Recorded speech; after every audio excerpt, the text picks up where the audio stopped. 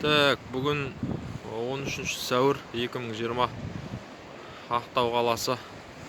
Мынау президенттің демалатын жазда келіп Ақтауда қаланың шетінде 15 шағын аудан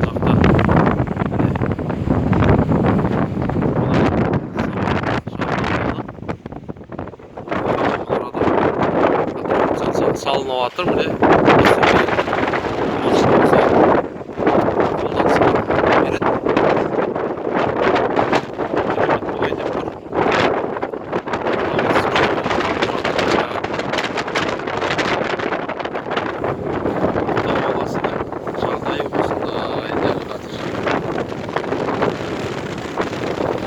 кәрі кәсіби толқып тұр.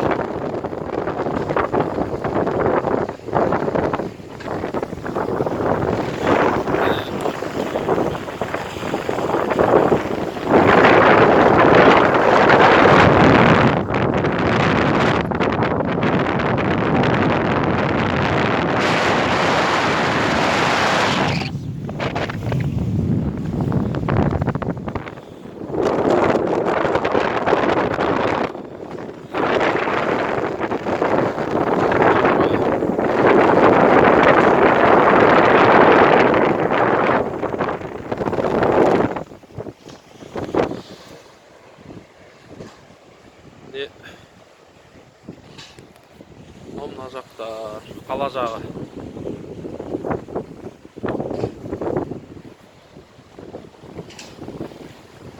Екі арадан кішігірім кемелер кіріп шығатын жер. Міне мына жерде тұр кемелер, кішкентай жазда қыдыртатын айналдырып.